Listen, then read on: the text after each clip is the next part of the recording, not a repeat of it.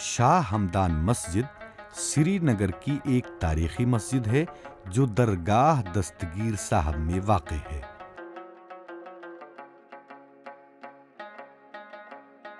ہندوستان کے مختلف حصوں میں کئی اولیاء کرام بیرون ملک سے اپنے آبا و اجداد کو چھوڑ کر اسلام کی روشنی پھیلانے کی غرض سے یہاں تشریف لائے۔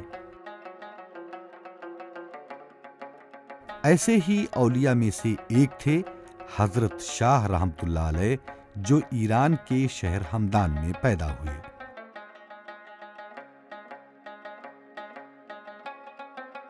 آپ رحمۃ اللہ علیہ اپنے ساتھیوں کے ساتھ کشمیر تشریف لائے۔ آپ ایک عظیم شاعر، مفسر، عالم اور سیاستداں بھی تھے۔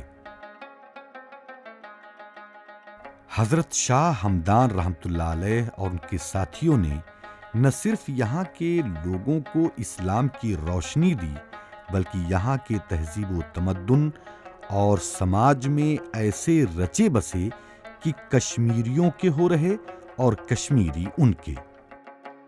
خانقاہ مولا اس کا نام اس طریقے سے پڑا ہے، یہاں حضرت امیر کبیر میر سید علی حمدانی قدس اللہ سرہ العلی ایران سے تشریف لائے ہیں۔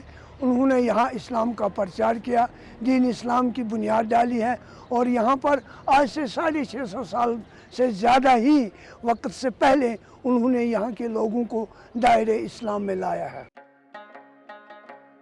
آج جس ہینڈی کرافٹ کی وجہ سے کشمیری پوری دنیا میں جانے جاتے ہیں، کشمیریوں کو عطا کرنے والے اس فن کے لیے حضرت شاہ ہمدان ہی تھے۔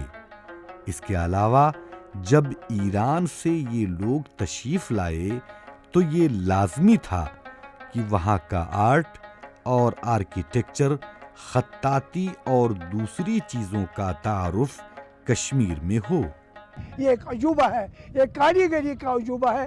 اگر آپ اوپر جا کر دیکھیں گے آپ حیران رہیں گے کن بزرگوں نے اس کو بنایا ہے، اتنے بڑی بڑی تعمیرات بنائے ہیں اور کس طریقے سے اس کو مکمل کیا ہے۔ اور اندر نقاشی ہے۔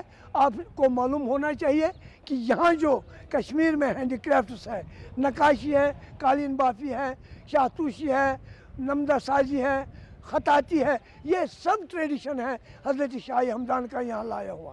انہوں نے ہمیں اسلام سے ہی منور نہیں کیا بلکہ ہمیں دنیا کا بہترین کاریگر بھی بنایا ہے۔ سب سے بڑی عنایت یہ ہے کہ انہوں نے جو کشمیریوں کو اسلامی تعلیمات دی، ان کے ساتھ انہوں نے بہت سی کتابیں لکھی ہیں، بہت سی تصانیف لکھے ہیں۔ وہ شاعر بھی تھے، مفسر بھی تھے، عالم بھی تھے اور سچے سیاست دان بھی تھے۔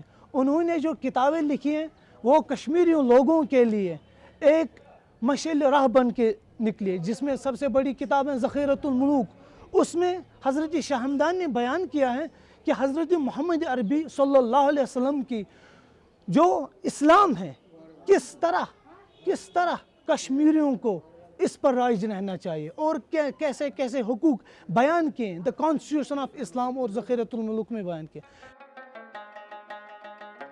1883 میں خانقاہ مولا کی تعمیر ہوئی اور اسی کے اندر ایک مسجد بھی تعمیر کرائی گئی جسے شاہ ہمدان مسجد کہتے ہیں۔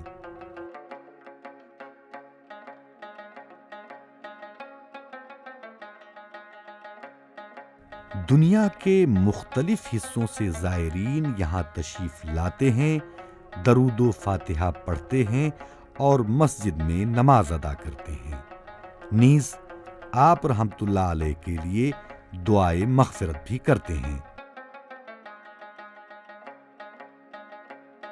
مزاروں اور مسجدوں کے ایک ساتھ ہونے کی وجہ یہی ہے کہ جب لوگ مسجد میں آئیں تو لوٹتے وقت مدفون بزرگ کے لیے دعائے مغفرت بھی پڑھتے جائیں۔ یہی وجہ ہے کہ ہندوستان کے بڑے بڑے سلاطین اور صوفیاء کرام کے مقبرے اور مسجدیں ساتھ ساتھ ہیں۔ خانقاہ مولا اور مسجد سری نگر کی سب سے پرانی عمارتوں میں سے ایک ہے اور یہ شہر کی سب سے پرانی مسجد ہے۔ جھیلم ندی کے کنارے موجود یہ خانقاہ اتنی حسین و جمیل دکھائی دیتی ہے کہ دل خوشی سے جھوم اٹھتا ہے۔ جھیلم ندی جو پیر پنجال سے نکل کر سری نگر سے گزرتی ہے اور شہر کو 2 حصوں میں منقسم کر دیتی ہے۔ خانقاہ مولا اور مسجد سری نگر سے 5 کلومیٹر کے فاصلے پر واقع ہے۔ کشمیر کی چند اہم وراثتوں میں سے ایک ہونے کے ساتھ ساتھ یہ ایک بین الاقوامی سیاحتی مرکز بھی ہے۔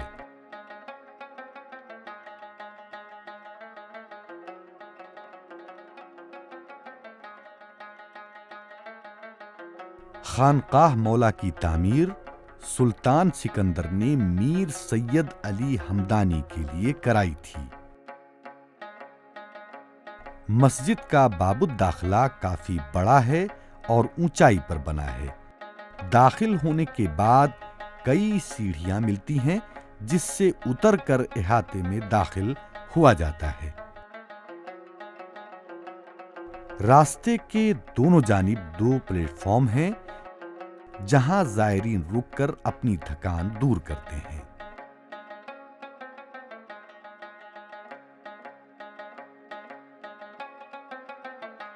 داخلے کے بائیں جانب ایک بہت بڑا قبرستان ہے۔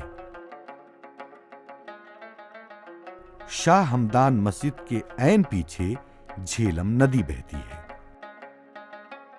ہرے اور بھورے رنگ کی یہ عمارت اپنے حسن کی مثال آپ ہے۔ عمارت کئی منزلہ ہے اور اس کی بناوٹ کیوب کے مانند ہے۔ اس کی چھت پیرامڈ کی طرح دکھائی دیتی ہے۔ مینار کی جگہ سب سے اوپری حصے میں پیتل کی ایک چھتری لٹکی ہے جو انتہائی جاذب نظر ہے۔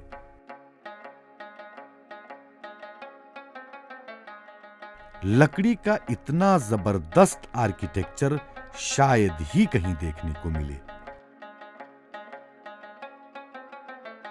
خانقاہ کا اگلا حصہ بڑا ہی دلکش اور دلاویز ہے۔ عمارت کے فرنٹ میں 3 بڑی کمانیں ہیں جس کے اوپر سائبان بنے ہیں۔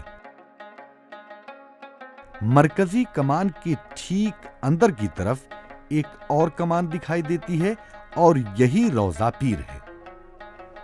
لوگ یہاں جوق در جوق آتے ہیں اور حاضری دیتے ہیں۔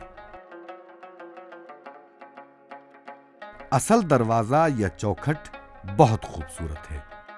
خوبصورت نقش نگاری کے ساتھ ساتھ اس کے بالائی حصے پر خطاطی کے نایاب نمونے موجود ہیں۔ خانقاہ سے متصل ہی یہ خوبصورت مسجد ہے۔ اندر جاتے ہی حیرت کی انتہا نہیں رہتی۔ مسجد کے اندر کی پینٹنگ اتنی خوبصورت ہے کہ آنکھیں چندھیا جاتی ہیں۔ پوری مسجد میں کئی فانوس لگے ہیں اور روشنی کی کوئی کمی نہیں ہے جو اس کی خوبصورتی میں 4 چاند لگاتی ہے۔ نایاب زینت کاری اور سیڈار کی لکڑی کا استعمال اس مسجد کو الگ ہی رنگ دیتا ہے۔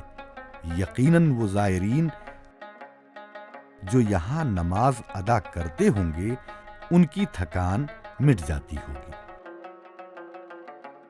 مسجد کا پریئر ہاؤس کافی بڑا ہے اور یہاں 400 سے زیادہ لوگ نماز ادا کر سکتے ہیں۔ خانقاہ کچھ اس طرح بنائی گئی ہے کہ اس کا ایک رخ مسجد کے پریئر ہاؤس میں بھی کھلتا ہے۔ نماز سے فارغ ہو کر لوگ یہاں فاتحہ، درود اور قرآن پاک پڑھتے ہیں۔ پریئر ہاؤس کے دائیں اور بائیں جانب الماریوں کی جگہ دروازے بنے ہیں جس میں 4 کھمبے ہیں۔ پوری دیوار اور پوری چھت پر پیپر میشی کا کام دیکھنے کو ملتا ہے، جو یہاں کی اہم خصوصیت ہے۔ یہاں تک کہ کھمبوں پر بھی یہ آرٹ دیکھنے کو ملتا ہے۔